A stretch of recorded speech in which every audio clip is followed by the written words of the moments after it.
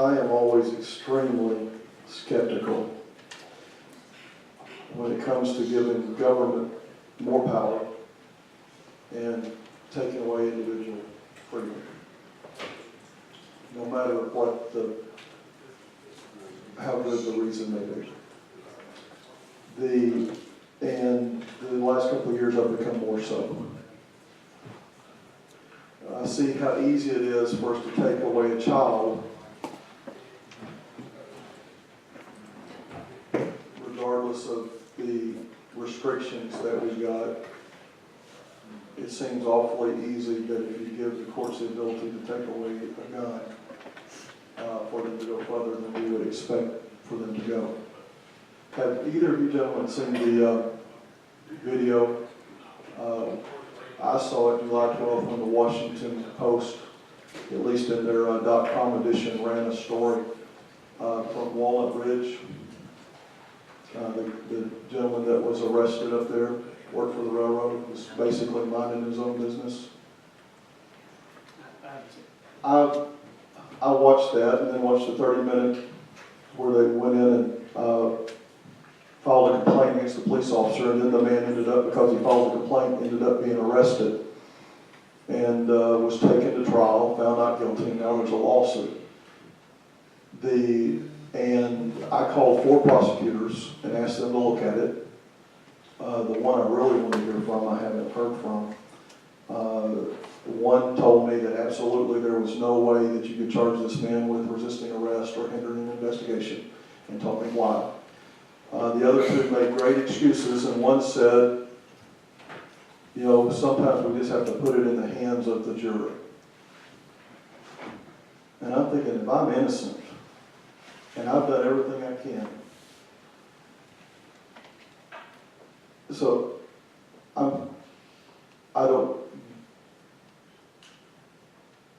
where, is there a way to do this that is less,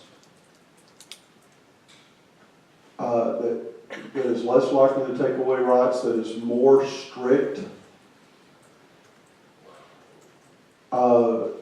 and to what a judge can do? I mean, have you got it as narrow as you can make it? It's, right now, from everything we've seen from the states that currently have these laws in place, and any of the legislation that's been introduced in the 30 other states, ours is the most strict that I've seen. Again, in most other states, if an individual does have his access temporarily restricted, he's not entitled to an appearance in court, or the window of time is anywhere from 14 to 21 days. We're doing it in 72 hours here in this case, because we do want to make sure that if we have temporarily restricted someone's rights, that we're going to get them either restored as quickly as possible, or we're going to get meaningful action addressing the problem as quickly as possible. You're absolutely right. I mean, the key to a law like this is prioritizing an individual's rights, but in balance with the need to protect that individual and the public. Because again, as Senator Bond was saying earlier, we don't want to find ourselves in the aftermath of a tragedy realizing there was something that we could have done. Certainly, if I'm acting suicidal and I have a firearm, I would hope that you, obviously, I'm going to trust that you do respect Second Amendment rights, but that you would look past those for at least long enough to help me get help. And I think that's the key here. We've got to respect those rights, and that's a key part of this. It's the only way legislation like this will work, but we want to make sure that we are doing everything we can to prevent tragedy. Are you willing to separate suicidal from the rest of it? You mean in terms of like the legislation's goals, or how do you mean? Well, we have terroristic threatening. So are you willing to run a bill that talks about someone talking about being suicidal versus other conversation? Well, I think if you look at page 4 of the bill, what's required in the sworn affidavit is a person poses a risk of imminent personal injury to himself, herself, or another person.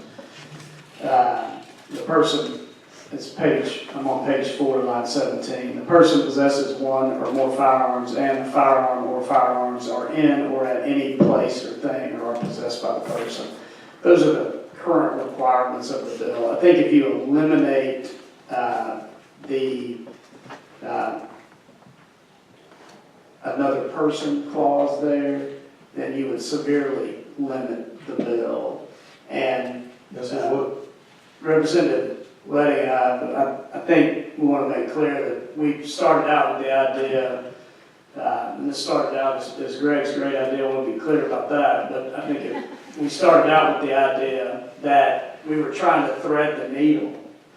And the bill is not a model piece of legislation from any group or any state. It's an attempt, because when you look at gun laws, you have to look at particular state laws. It's an attempt to provide all those safeguards that we knew the Arkansas legislature would be very interested in, but also still have a real mechanism to help prevent tragedy to yourself or others.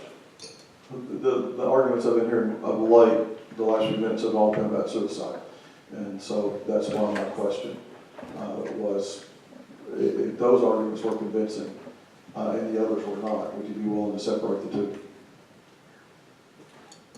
I just really feel like the overall goal is to prevent any tragedy. Again, we've highlighted some shootings and other incidences where a law like this could have perhaps done something. And so while we do feel that suicide is an important component of that, we don't want to have missed an opportunity to potentially address those other situations. Thank you, Madam Chair. And in the context of school safety, with what we're discussing, if you make it a suicide bill, it takes it out of the school safety context. Okay.